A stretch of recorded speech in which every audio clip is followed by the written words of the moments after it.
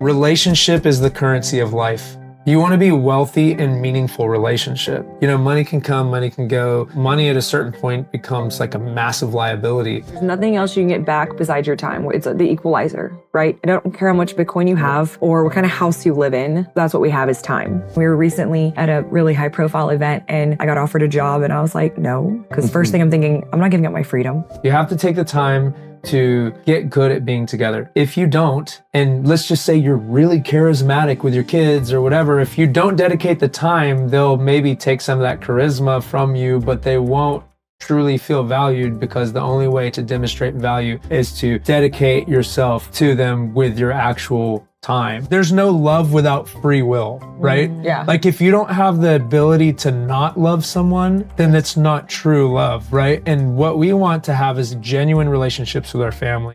Hello and welcome from Bitcoin Vegas 2025. I'm Efrat with You're the Voice. And I'm Ben from Crypto Talks. And we're here today at a collaboration. We're going to interview a series of guests here in Vegas. And we'll introduce each one of them for you, and then we'll roll with the episodes. The episodes are going to be released on both You're the Voice and Crypto Talks, so make sure you're subscribed to both. סדרת הפודקאסטים שהוקלטה בביטקוין וגאס 2025 מובאת לכם בחסות B2C. B2C היא הבורסת קריפטו הראשונה המפוקחת בישראל שפועלת עם רישיון מטעם רשות שוק ההון, ביטוח וחיסכון ומאפשרת לכם לקנות, למכור, לסחור בביטקוין ומטבעות דיגיטליים 24 שעות ביממה פה בישראל ובשקלים. אם אתם מעוניינים להירשם לבורסה, אתם מוזמנים לעשות זאת בלינק שמופיע לכם ברגע זה בתיאור הסרטון. ואם אתם כבר רשומים בבורסה, אז דעו כי אתם יכולים להזמין חברים ולקבל 50 שקלים עבור כל חבר בהתאם לתקנון. מוזמנים להיכנס ללינק. אני רוצה גם להזכיר לכם ששום דבר שהאורחים בפרק אפרת ואני אומרים לא צריך או יכול לשמש כהמלצה לפעולה או כייעוץ השקעות. אתם ילדים גדולים, תקבלו את ההחלטות שלכם עבור עצמכם ותהנו מהפרק. Our next guests are JD and Britney. JD and Britney Lott are a faith-driven couple who travel the U.S. full-time with their 8 children in a converted bus, sharing their journey as American family road trip. Since 2018, they've embraced road schooling, minimalism, and Bitcoin, sharing their story and experiences with hundreds of thousands of people. All right, JD and Britney, thank you so much for being spontaneous and agreeing to come in. Sure. Last night we met and we're like, let's do this. Yes, that's kind of our life. We do a lot of things spontaneous, last minute. Yep. We prefer life like that. It's the best. It's more fun to just see where everything goes. When you have the fundamentals figured out, it can, like, not that we have it all figured out, but it can make life enjoyable because you can handle spontaneity. So. And you did, and I really appreciate it. Okay, so tell us a little bit about, I don't want to get it wrong, American Family Road Trip. Yes. And family of 10 traveling around, raising 8 family children. of 10, meaning we got 8 babies. We do. We have 7 boys and 1 girl. And we Brittany has birthed all of my babies. Yes, So, and he thank pays you, for by the all way. of the babies. So We that's figured out. convenient. God is good. But yeah, so we full-time travel in a renovated bus. It is fabulous. I designed it. That's probably why I think that. But it fits all of us. Everyone has all the space we need because we basically just take our house all around the country and give it a new backyard. Amazing. Wow. So it seems daunting to a lot of people. They go, oh, you travel full-time? And I'm like... First question, what's your favorite place? And it's like, well, we go through cycles. You know, like what time of the year is it? What kind of events are going on? You know, things like that, right? And there's just a lot of really amazing places in the U.S. and we've been grateful to be able to travel internationally as well. Not in the bus. Yeah. The Darien Gap is a little much for the suspension. But do you take a new RV when you go we'll just, overseas? Airbnbs. Airbnbs to get around, but we still road trip when we travel internationally. Well, for example, we went to Brazil. We spent 3 months there.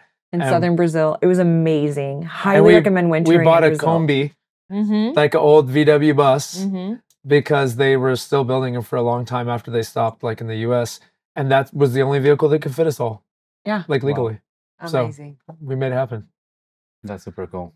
It is super fun. When did you decide to start living that way? So we had actually, so everything's bigger in Texas. Okay. That's kind of like the little slogan. So We wound up getting ourselves into a massive 7,000 square foot house. And a lot of people go, well, that's like the dream. Kind of not. Once you're in a house like that and you have to maintain a house like that, and you are, taking care of a bunch of little children, I spent more of my time cleaning up after them than enjoying them.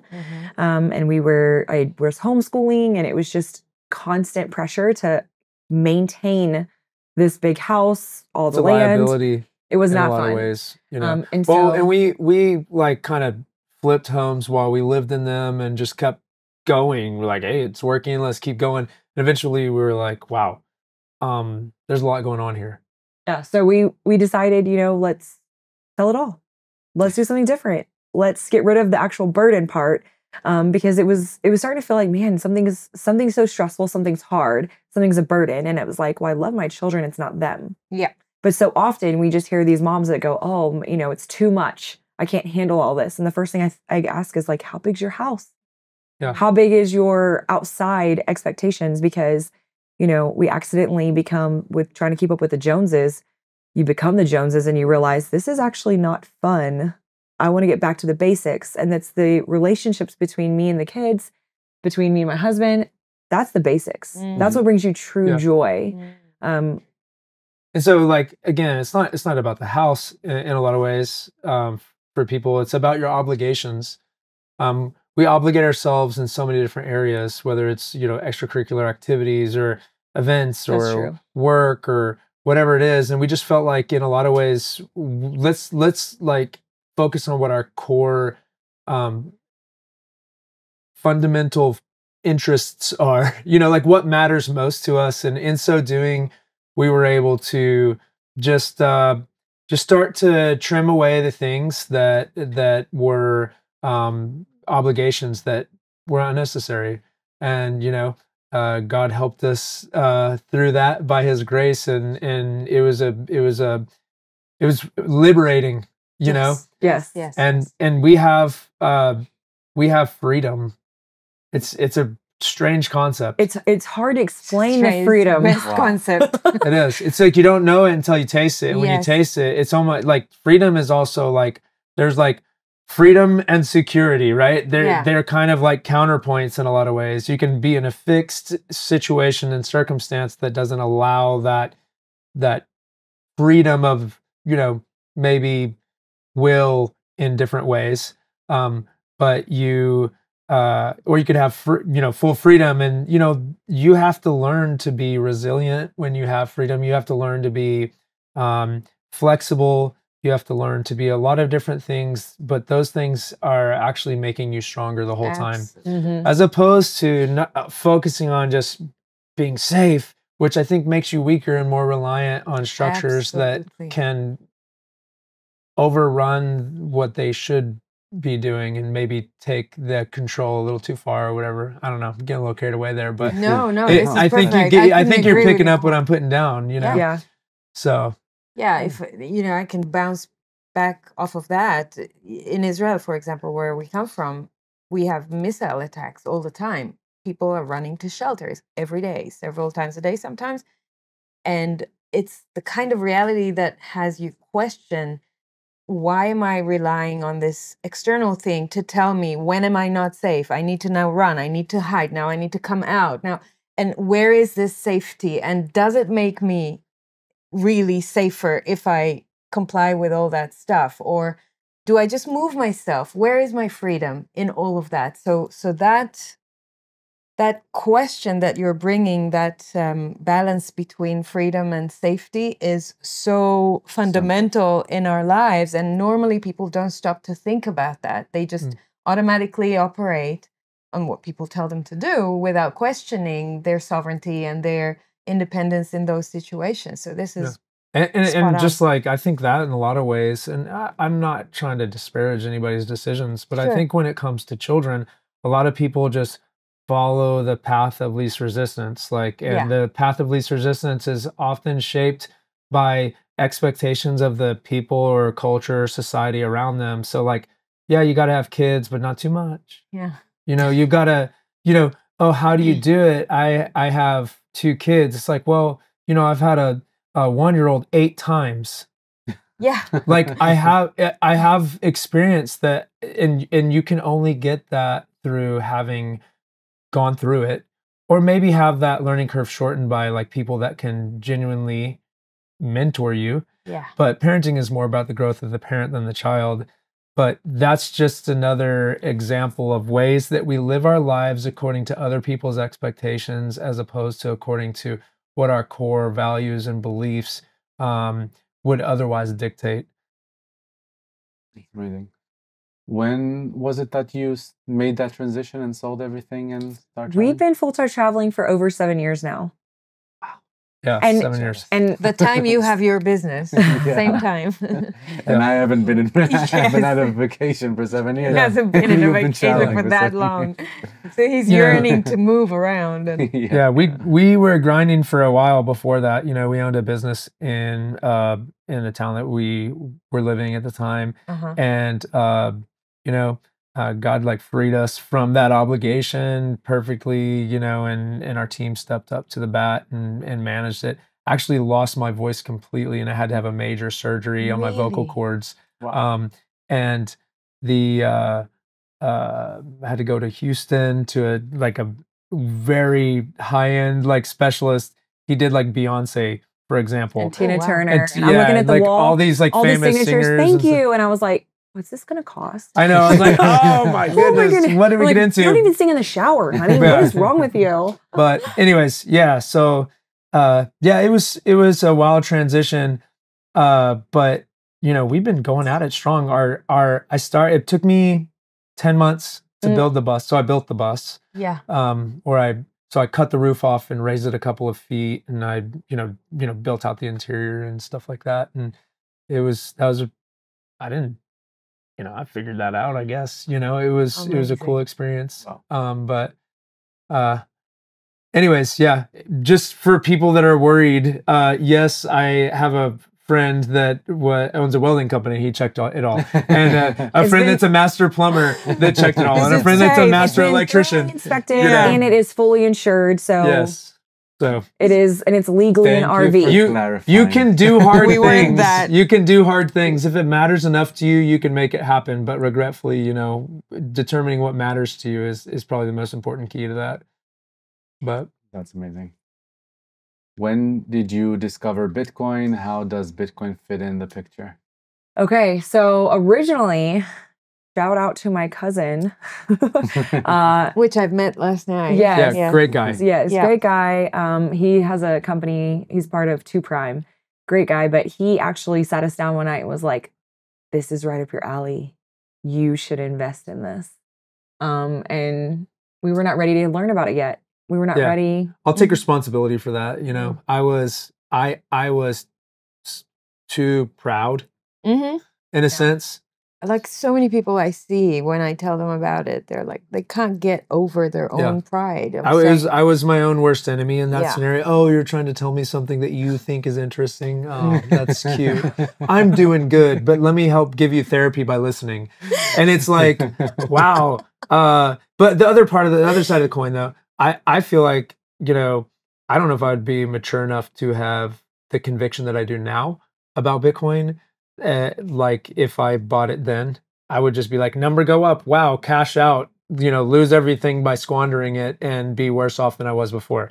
Yeah. Whereas now it's like I came because I saw the vision of Bitcoin, or in a sense of like, I came for the gains, but then I stayed for the philosophical like aspects that, wow, this is fixing and righting a lot of the wrongs Yeah. that like subjugate us in a sense, in a very clear sense, But And it honestly lines up perfectly with our family, because we really believe that family should be a legacy, that you should be thinking long-term beyond just you or your one set of kids, but I want to set up my family's children's children. We were recently at a really high-profile event, and I got offered a job, and I was like, no, because first thing I'm thinking, I'm not giving up my freedom.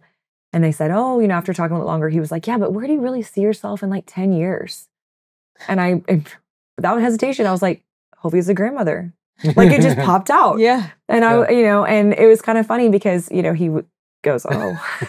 He was like, I'm thinking more professionally. And I was like, yeah, professionally. Yeah. I want to be there to help support my children when they have kids. You're going to hold the baby. I'm going to do all your laundry and cleaning and help support you so that you can bond with that sweet baby and hopefully have more and enjoy motherhood like I do. Amazing. Yeah. I want you to see the beauty in it that I've been able to see.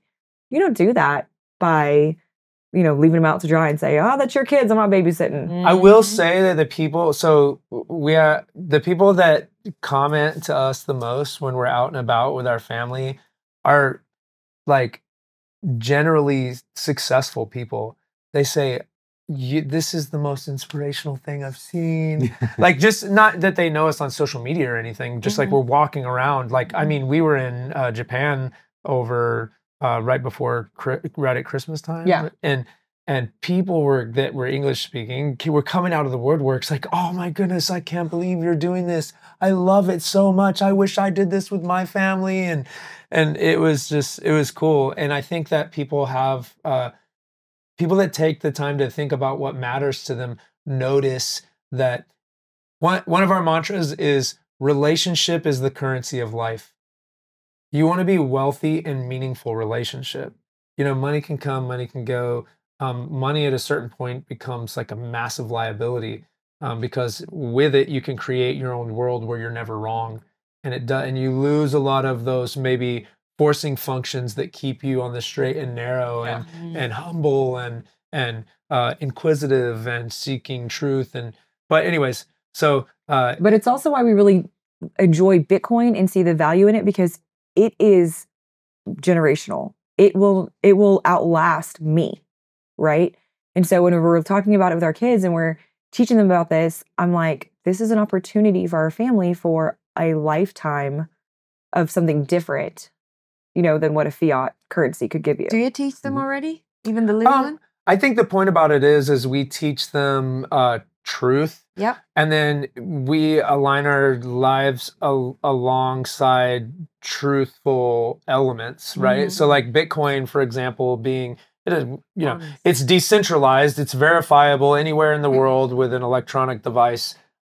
You can tell that, like, how many Bitcoin are there. No centralized authority can print more or stop you from using it. And so it's actually restoring monetary goods to a free market good, right? The apex predator of the free market is what money becomes. But regretfully, when you just put a little bit of, poison in the water because it serves the purpose of maybe the controlling groups or whatever, it begins to erode trust and eventually, but we talk about Bitcoin, but we talk about life. Yes. I don't worship Bitcoin. No. Bitcoin is like a steering wheel. Man, if I didn't have a steering wheel, that'd be a rough time. Eventually I guess we won't have steering wheels. But if I didn't have, name some valuable tool that we use, like there's going to be so many Bitcoiners that were early that their children are going to squander their wealth. And they're going to end up worse off because they don't work on the core components of establishing a set of truth, like values and vision that they can push forward generationally. So everybody starts from a new generation in like the Western culture and like all the siblings work independently of one another and pursue their own interests. And they're basically, everybody's like, starting at a disadvantage to what they could be, because ultimately it's incumbent on parents who are ultimately the leaders of their families to win the hearts of their children, right? And if we don't take the time to do that, then they're going to be shaped elsewhere by the government. Well, for example, yeah. I mean, or media or whatever the culture is doing. They'll be shaped by who cares most about them, right? And I don't want them to be a product. Exactly. I want them, we talk about, we want them to be creators, not consumers, Excellent. My kids don't have cell phones. They have computers. They know how to use the tool and they take classes online. But I don't want them to be constantly staring at a screen and living life through whatever is being fed. We want them to How do you think a child is going to handle that? Like it's a massive responsibility. Like just like money is a tool, you know? It's a tool to perpetuate you and your vision. It's basically your ability to exert your will in the economy is money, right? So if you don't have like if you don't have like a pure heart or like positive good intentions, like you can really hurt yourself or others with it, you know, or you can, you know, be a force that is uplifting. And that at the end of the day is based on your core values, I believe. And the time to invest in that, in core values, is now when they're younger rather than in screen staring. I have the same issue, yeah, with my son 15. So I totally see what you mean. And I think that the fact that he only got a mobile phone when he was 12 or 13, no matter how much we had to fight, was a better move than giving it to him earlier. And yes, I see the difference between how he grows up to how I grew up without it. Yep. And there are so many drawbacks today for young people because they are using those screens. Like now he's 15 and a half. He wants to start dating girls. And it's so hard for them to actually make connection physically, eye to eye, chemistry, find that magic, right, that is created when people meet each other, because they're used to just being between, there's a buffer between them all the time. There's this proxy screen that is there. So when you take it out, they're kind of like, they don't know what to do with themselves. So you just see how it impacts just the very basic thing of hitting on a girl and or, you know, just finding a girlfriend. It just makes it so hard. So imagine how many other basic things in their lives are impacted by this little silly screen, you know? Yeah, and it's an addiction too. Yeah, and I do think yes, there's a lot of bad like and wrongs associated with that too. But I also think it's like, I'm not talking about the negative aspects. We pretty much, if there's like a negative aspect, so like that's why we're like just no phones. Like I wouldn't give a baby a razor blade. Yeah, like just honestly, I barely have the self-control to manage like screen time or just content and stuff like that. It takes a significant amount of personal maturity and responsibility to do that. And so our goal, when we talk about parenting, what's our first like primary focus? To give our kids tools, not baggage. Tools, not baggage. And the most important tool is building their character first. Yeah. Like I think we like to define character as like the set of values and beliefs that you hold important. And then like integrity is like, how deeply do you hold them? Right? Yeah. Because there's a breaking point for everything, right? Everything. Yeah. I clean up messes, right? But if you know, if the trash can dumps out, yes, I'm going to clean that out. But what if I see a dumpster dump out in the parking lot? Well, that's a different scenario because that's not my, you know, I maybe I'll help, you know, coordinate. But, but there's breaking points about those things. But I think the point I was getting to, sorry to ramble, but I think people nowadays are able to parse information so quickly. Ding, ding, ding, ding, ding, ding, ding, ding, ding. And so it allows, I think kids like nowadays are like almost have a more robust filter for lies. Yeah. Yeah. You know, in a lot of ways, it's been interesting to see that. And like our kids aren't on the phone or anything. I mean, they use it, you know, with purpose, but like even them, they're just there's enough media in the world that I feel like they're like have a really robust, like healthy response. They can see through a lot of it very quickly. Anyways. And JD, if I take you back to Bitcoin, what is SatSaver? Yeah, SatSaver is a company that I started with my co-founder and business partner, Brian. And so basically your seed words are your Bitcoin. Like your seed words allow you to permit transacting on you're moving your Bitcoin from one address to another address. Mm-hmm. Okay.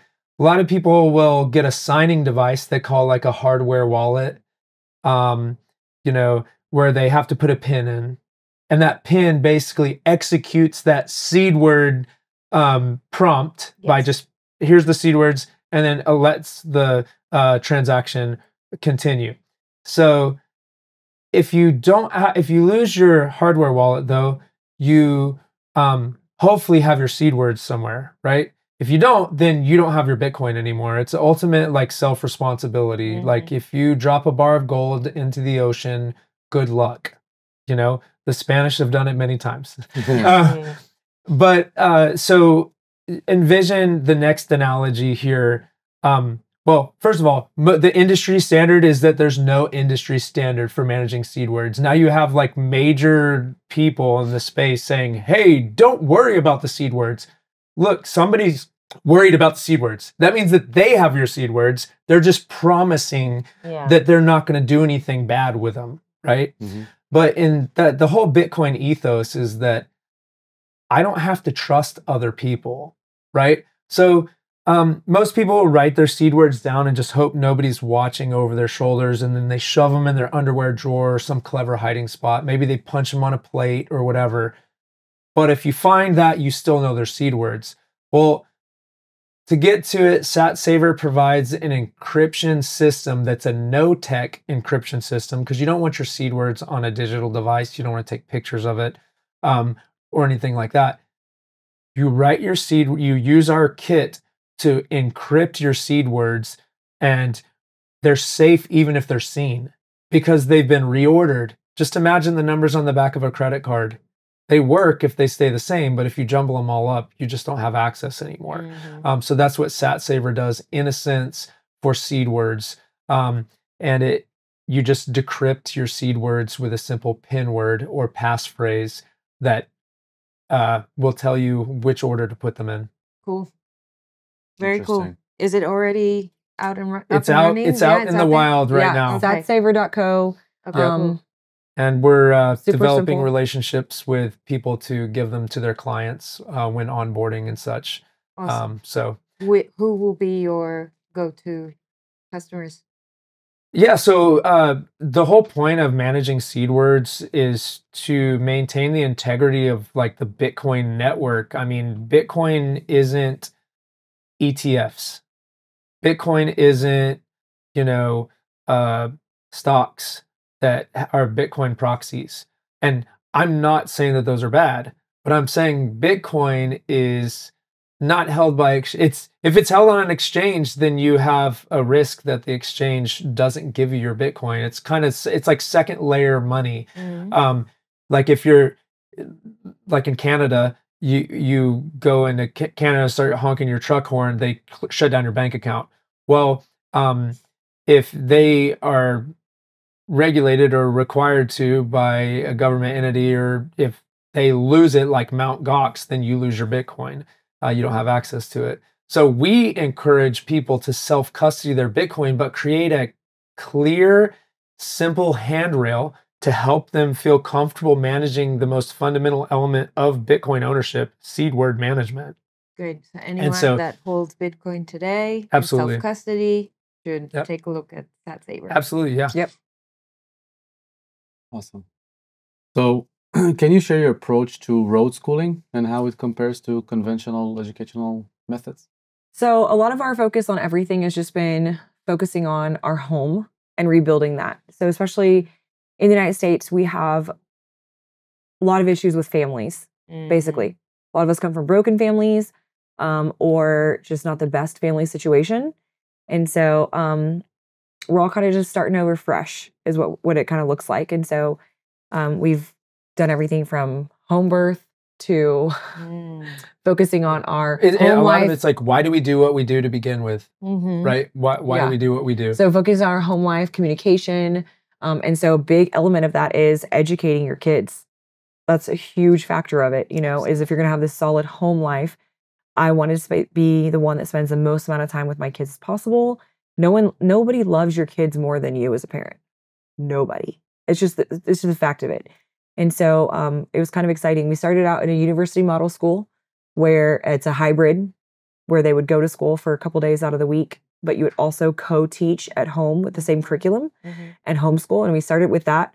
And it was a really good fit for a while, but I wanted to have more choices on my curriculum. My son was doing really well, especially mathematics at the time. And so we wanted to keep moving ahead. And so we decided to switch to homeschooling, and we've never looked back. It has been so good to homeschool. Our kids are thriving. They're thriving. They love it. And then getting in the bus, road schooling is essentially just taking everything they were learning out of their books and doing it in person. So yeah, it's huge. You know, you're learning about history, and then the next thing you know, we're at the Appomattox courthouse, and we're watching a reenactment, and it takes it to the next level. Yeah. There's been so much more that we've learned on site about like historical matters, for example. And so we share a lot on Instagram about it on American Family Road Trip, and I'm like, you guys, did you know that in this museum they have this?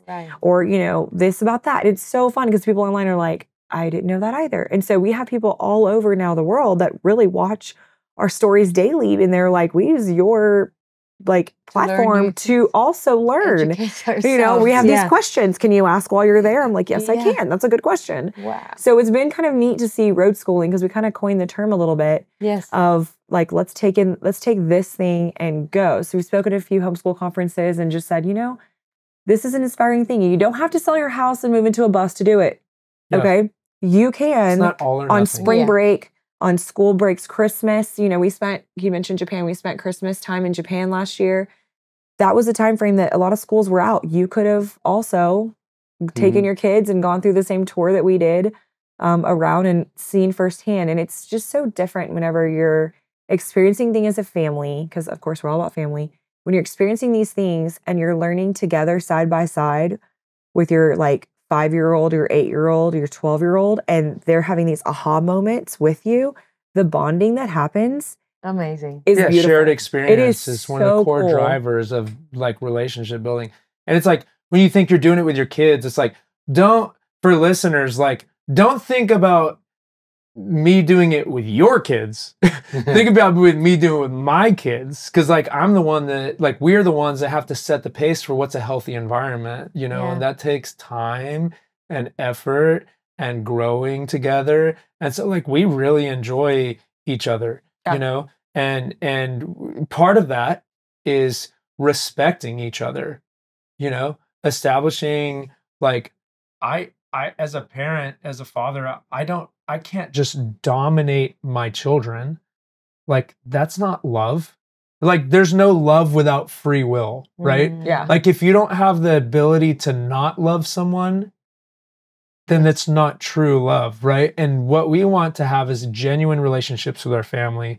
And that means that, you know, you may have mentioned this earlier, but we were talking about, you know, people say, hey, what happens if they want to play, you know, do something with other kids or organize sports? Like, we've stopped. We stopped and we played football. And none of them liked it. It was not a good And it's fit. so crazy because I loved sports, but I think a lot of the reasons I love sports was because it's maybe gave me an outlet that I didn't have otherwise.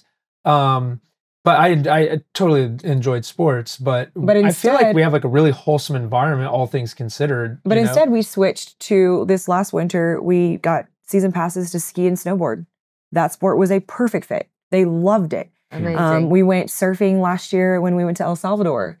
That was a good fit. Loved it. So that's on the trips for the summers. They were like, we want to go surfing more. Amazing. So just because it didn't fit in the like traditional school system of sports, it doesn't mean they aren't athletic or do things. I mean, we're always on another national park trail hiking. I mean, so just remember, we have 7 boys. Yeah. Boys wrestle, boys play. My 14-year-old is as big as I am, and I'm just like, hey, we can't wrestle today because, you know, I mean, this guy gotta go. But, you know, we get after it, we have fun, you know, but it's just a totally different. I never expected to be doing this, but I'm so grateful that we are. I am. And there's more families than you would think doing this. There's a ton of people. Homeschooling? Traveling full time with their kids, whether it be in an RV. We're kind of one of the few that have a bus. Most have an RV. But then there's also sailing families. We've met a ton of families that all over the world. We'd love to do that. Wow. Yeah. So, I mean, there's plenty of opportunity for community on the road like that. There's also, I mean, we are well known to go park in friends' houses in their front yard and have the ultimate party for a few days, you know? That's a great idea. Yeah, it's super fun. Do you guys know Daniel Prince from the UK. He also did for a few years. Now his daughters are older. He wrote a book as well. He's a Bitcoiner. That's what I'm saying. He's got a beautiful podcast called Once Bitten. And I've heard of Have you? him. Okay, so he has written a book also about homeschooling and road schooling, because he was traveling with his family and his 3 daughters. He was educating them as they were traveling around the world. And they did a lot of home swaps with other families. That's cool. Yeah. So he's very much into it. So you can introduce bus swaps. Yeah. Yeah. I must ask, do the kids educate each other sometimes? Like, do they help each other with homeschooling? So there's multiple ways to homeschool, multiple like ideas of education in general, right? So you can be classical, Charlotte Mason. You could do a one-room schoolhouse model. There's thematic. There's, many different ways to educate someone. And so we do practice a bit of a classical model mixed in with a one-room schoolhouse. So one-room schoolhouse concept would basically be everybody is learning the same curriculum, same themed for the 6 to 8 weeks. Obviously, that's not for like math. Right. Yeah, because they have different levels. But what would happen is they would have their own level as to expectations, whether they're doing research projects or they're just doing coloring pages or they're writing a paper or, whatever it is. And the curriculum actually breaks it down based upon age level for what's expected of them. So I would mass teach almost skeleton style, and you would add in all the filler to create the full body, right? Mm-hmm. Depending on, right, like I said, which age would be appropriate. No, currently though, there is not a one-room schoolhouse model for mathematics. So yeah, that's the one subject that would not be included, but it's science, history, foreign language, art, music, and what am I missing? Because you can introduce the same idea, and there's varying levels of capability or expectation associated with that. Yeah. So that's an option. Awesome. We like that just because it does fit our current lifestyle. But with homeschooling, that's the beauty of it. You can change based upon your season of life, what you need, your child's needs, how well they're learning a subject. We've even switched. I've switched out math. I teach numerous different programs of math because I have different kids that honestly learn best different ways. And because I care, I'm more than happy to say, okay, let's learn this style. And they're over there like getting it right away. And I'm like, that's really tricky for me, but it makes sense to them. Right. And that's the whole point, is I want them to be well educated. So cool. Equipped. Equipped. Yeah. You know? Yeah. Tools. Yeah. Have there been moments in your journey, I'm sure there have been, that are super challenging? Yeah. Take a deep breath. Have you ever shared one bathroom with your spouse? That's actually a lot less challenging. That is really not challenging. Everyone thinks that's challenging. You just take turns. Not a big deal. Yeah, people learn that in kindergarten. Like it's actually not hard. Yeah. I would say we've had a few crazy experiences. We had traveling. Well, a funny one, for example, Brittany and I got separated. We drove separate. So we actually drive the bus, and then we have a second vehicle. And it doesn't tow. Buses are not. Mm-hmm. That's not what they're made for. We choose not to. Yeah. So I usually drive right behind him.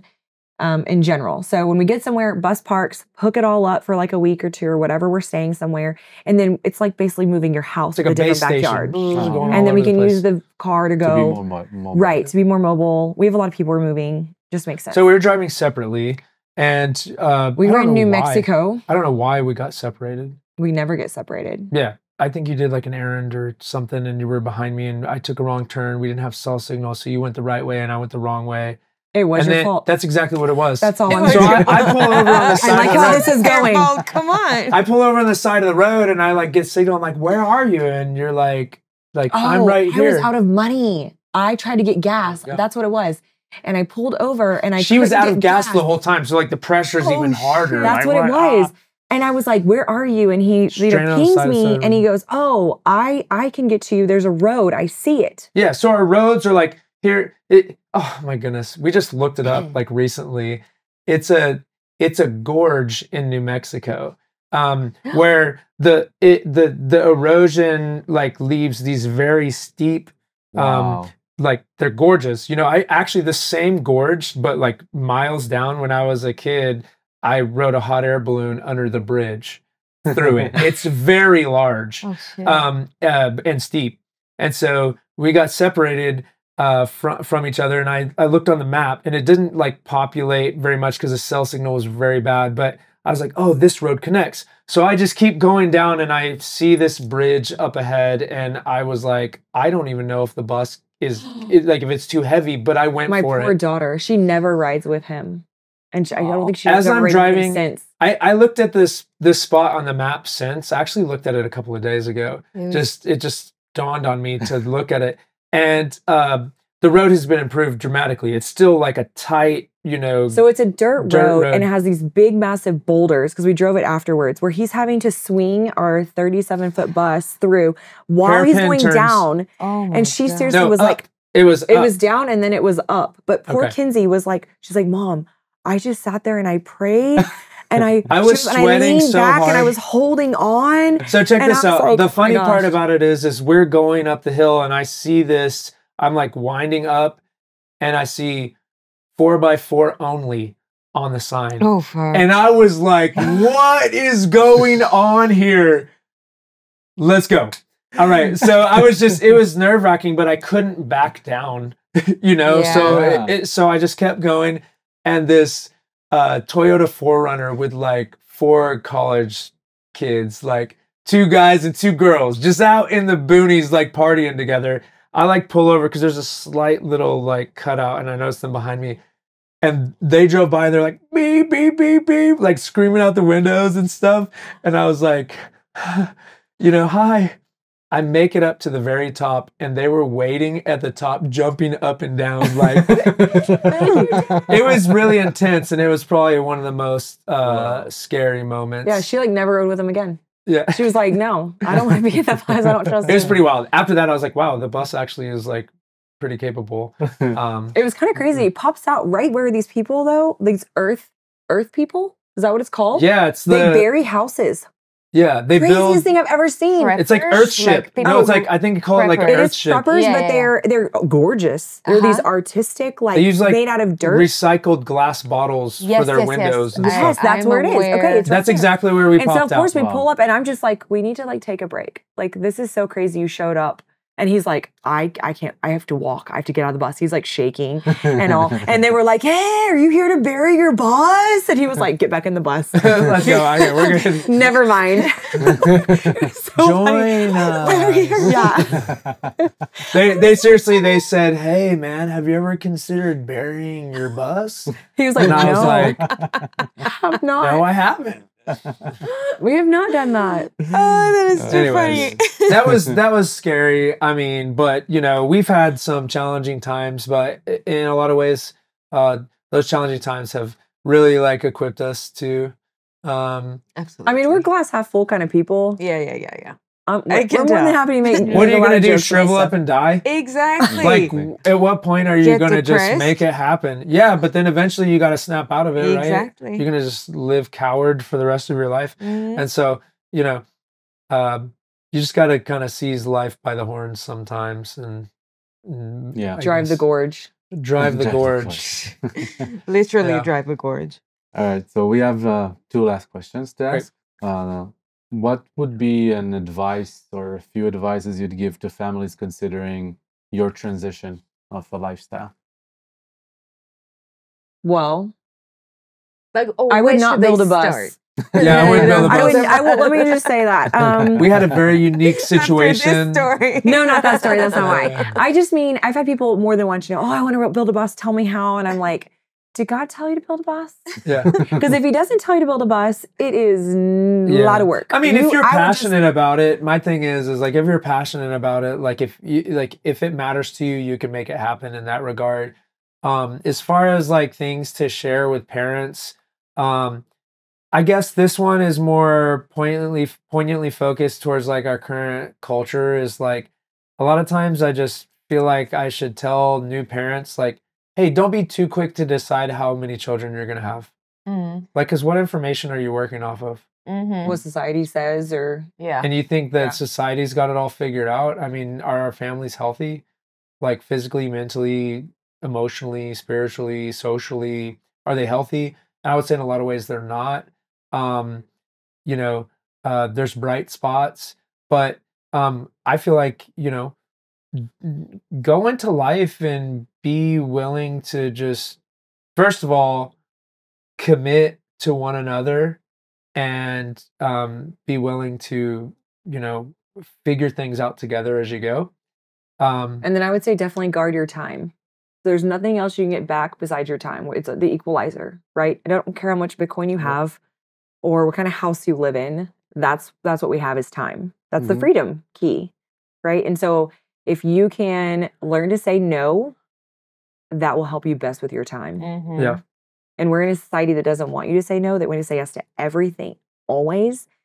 And it's not realistic. And I feel like we're happier when we say no. Nope, Well, I can't do that. I'm too busy. Nope, I need to prioritize. I think the no is primarily, it's not just no for no's sake. Not that you're saying that per se, but it's driven by intentional. Taking the time to figure out like what you actually want. We just like literally float through life and we think it'll all sort itself out. But what happens is you got to sort yourself out so you can sort those things out. And I would say like that's probably the first thing. You know? We literally have if you made a think priority that list. What we're saying is valuable, I mean, I guess it starts by just saying, hey, figure out what's important to you and why. That's another cool thing about having kids. It's like I'll have a statement to make or something and they'll say, well, why do you feel that way? Like, Gunnar, why do you feel that way?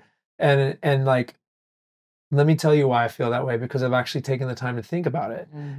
But what about this? That's a good point. You know, like as new information comes, you have to be willing to take the new information, as long as it's truth, and adapt to it. But at the end of the day, the core is that, what do you even want? Like what's important to you? What do you feel like, you know, truth is? And so then it's easy when you get asked to, like, these guys were throwing around big numbers and asking if she wanted a job. And it's like, well, you know, then it becomes like shooting glass bottles off a fence post. Nope, don't want to do that. Don't want to do that. Because what does it do? It violates my first principles. You know, it violates my core desires, because if I carry this out and keep moving it forward in time and space, it takes me to a place I don't want to be. Right. And so I think that's the first thing is align on your what do you want? Literally just write about your priorities, basically, you know, and why are they in that order? That'll help you make a decision on, like, and it's good for your husband and wife to do that together. Here's my list, here's yours. What we do that sometimes, where we do the, hey, what are 3 things that I love that you're doing? What are like about 3 things that I'd like maybe we could change or adjust? And can we meet any of those? You know, is this a possible change? Or nope, I am not going to do the dishes. Sorry. I don't care if it's on your list. You know, like what expectations. Yeah. I think there's a lot of things that you don't have to deal with or like things in a relationship that you don't have to work through when you live in like a normal size house. And so like we like live in 217 square feet together, and it sounds crazy, but man, we've like, I call it getting good at being together. You have to take the time.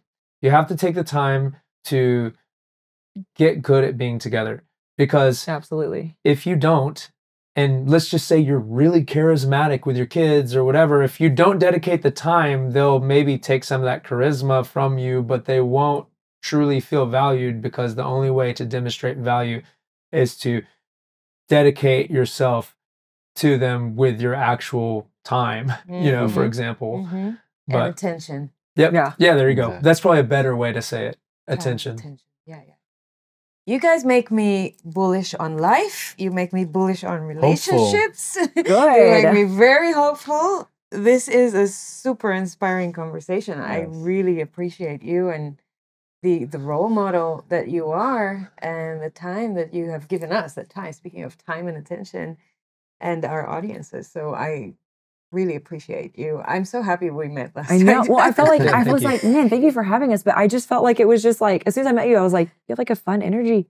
I was like, what do you do? I was like, tell me about yourself. Let's hear this. And then you're over there like, well, I'm like, health, climate. I'm like, I feel like money, we're kind of like perfectly matched here.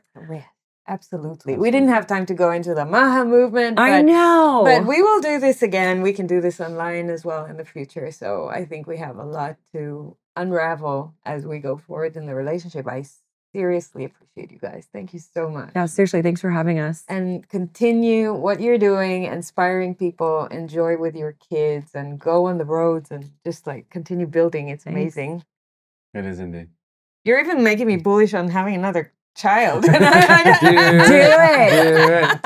It's funny because like having a kid like really only makes you kind of better, right? It's a challenge. Right. It's like lifting weights, you know. I mean, there's not a single one I regret. And they keep coming out cute. You cannot regret a child. They get cuter. It's almost like the more practice, the better. A lot of times people like get to the end of the life and they're like, man, I wish I didn't have all these kids. No, they don't, you know, and but you know, to each their own. To each their own. Hopefully the message lands with people that are, you know, willing to maybe consider that things are different than like the status quo. Maybe there's value in something different than the status quo. Yeah. And I argue that there is, and that's just my personal experience. But you know, absolutely. Amen. Thank you very much. Thanks.